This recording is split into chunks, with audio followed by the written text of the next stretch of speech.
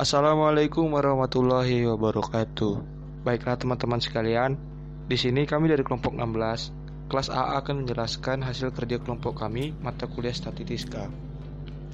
Dengan anggota saya Murfid Akil NPMG 1A019076, lalu ada Yusuf Nasrullah dengan NPMG 1A019002, lalu ada Aisyah Hamalia dengan NPMG 1A019026. Nah, saya akan menjelaskan fungsi kerapatan probabilitas, probability density function atau PDF.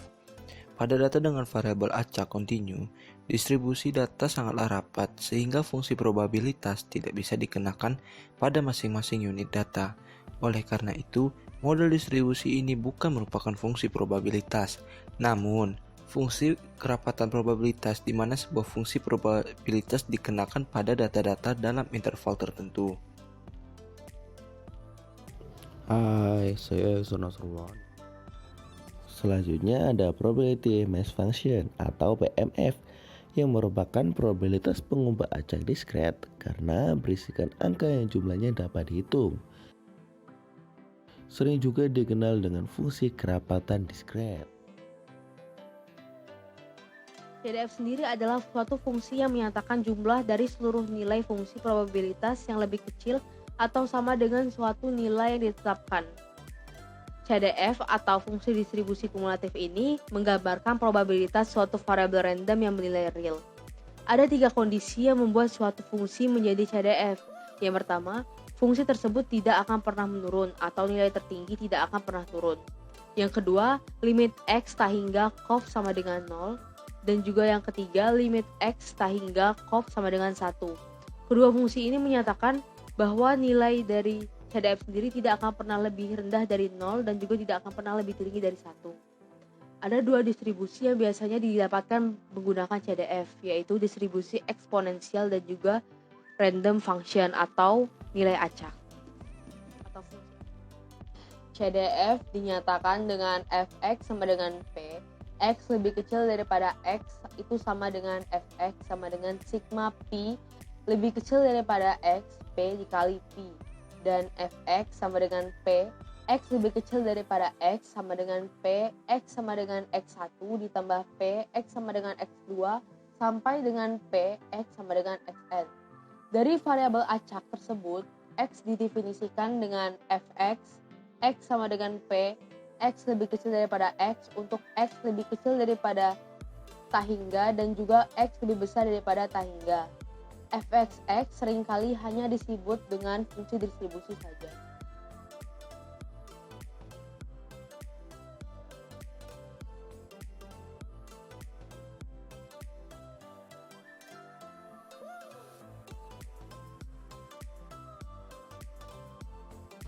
Yang bisa kalian lihat di sini ada probability mass function atau yang biasa kita ketahui dengan nama PMF. Nah, PMF ini merupakan fungsi massa peluang. Jadi fungsi Fx disebut sebagai fungsi peluang apabila memenuhi 2 syarat berikut. Bisa kalian lihat di slide-nya. Yang pertama, Fx lebih dari sama dengan 0. Lalu yang kedua, sigma X Fx sama dengan 1. Rumus yang bisa digunakan dalam mencari fungsi peluang. P dalam kurung X sama dengan X sama dengan Fx. Lalu ada cumulative distribution function. Nah, cumulative distribution function atau fungsi distribusi kumulatif atau CDF. Fungsi distribusi kumulatif Fx dapat diperoleh melalui fungsi peluangnya, yaitu Fx sama dengan P dalam kurung X kurang dari sama dengan X. Nah, untuk contoh soal mencari fungsi peluang. Di sini ada jumlah motor yang terjual dalam sehari, lalu ada jumlah hari. Bisa dilihat total dari jumlah harinya itu 300 kan. Lalu dijelaskan bahwa penjualan motor dalam satu hari selama 300 hari. Nah, X sama dengan jumlah motor yang terjual dalam sehari. Untuk nilai himpunan X-nya bisa dari 0,1, 2, 3, 4, 5. P X sama dengan PX. Jangan lupa rumusnya. Nah, untuk contoh yang sebelumnya bisa kita lihat. Nah, lalu bisa kalian langsung masukkan angkanya. Px sama dengan 0, P0 sama dengan 54 dibagi 300. Nah, misalnya dalam 54 hari ada dalam 300 hari ada 54 hari yang motor itu terjualnya 0. Dicarilah kan 54 per 300. Lalu begitu juga dengan Px sama dengan 1. P sama dengan 1. Ternyata dalam jumlah hari itu dalam 300 hari ada 117 hari di mana motor hanya terjual 1. Lalu Px sama dengan 2, P2 sama dengan 72 per 300. Begitu juga seterusnya sampai P5 3 per 300. Nah, P0 ditambah P1 ditambah P2 ditambah P3 ditambah P4 ditambah P5 akan menghasilkan 300 per 300. Maka betul tadi 300 per 300 itu 1 sesuai dengan rumus yang telah saya jelaskan tadi, bahwasanya itu harus sama dengan 1. Lalu lanjut ke materi mencari distribusi kumulatif. Nah, untuk mencari distribusi kumulatif bisa kalian masukkan Px sama dengan 0, P0 54 per 300. Lalu ada hasilnya 0,18. Ada Px sama dengan 1 sama dengan P1 117 per 300. Seterusnya sampai Px sama dengan 5 P5.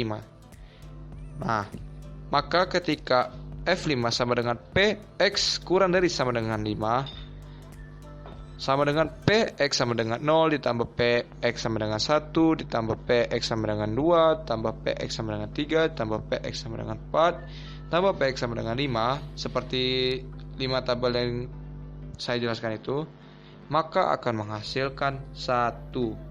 Artinya sesuai dengan apa yang telah saya jelaskan tadi, bahwasannya itulah contoh PDF dan CDF. Mengapa pengubah acak kontinu tidak menggunakan PMF dan diganti dengan PDF? Karena PMF merupakan probabilitas pengubah acak diskret yang berisikan angka yang jumlahnya dapat dihitung. Sedangkan untuk pengubah acak kontinu berisikan interval, di mana ruang sampelnya berisi kemungkinan titik sampel yang jumlahnya tidak terhingga. Karena jumlahnya yang tidak terhingga, jadi kita tidak bisa menghitung probabilitas angka yang tepat. Oleh karena itu, kita harus menghitung probabilitas menggunakan interval, yaitu menggunakan PDF. Jadi itu adalah alasan mengapa PMF tidak digunakan untuk mengubah acak kontinu, yaitu menghitung CDF dan PMF pada distribusi probabilitas pada ubah acak kontinu. Di sini saya menggunakan soal seseorang melempar koin 2 kali dengan X adalah bagian kepala dan Y adalah bagian ekor. Tentukanlah PMF dan CDF-nya. Yang pertama kita cari dulu PMF-nya. Dari soal di atas dapat diketahui bahwa X adalah kepala dan Y adalah ekor. Sehingga semestanya adalah S sama dengan XX, XY, YX dan juga YY. Nilai dari kepala bisa menjadi 0, 1 atau 2 sehingga Rx sama dengan 0, 1, 2. Di sini didapatkan 1/4 pada yang Px 0 sama dengan Px sama dengan 0 sama dengan P, YY, karena di sini kemungkinan mendapatkan nilai tersebut atau mendapatkan YY atau bagian ekor itu 1/4, 1 dari 4 percobaan kemungkinannya. Untuk yang nomor 2, Px1 sama dengan Px sama dengan 1, Pxy, Yx itu didapatkan 1/2 karena di sana ada 2 kemungkinan yang terjadi sehingga 1/4 ditambah 1/4 sama dengan 1/2. Kemudian untuk yang nomor 3 itu sama seperti yang Px 0 sama dengan Px0 sama dengan Py tadi. Di sini didapatkan Px2 sama dengan Px sama dengan 2 sama dengan Pxx 1/4.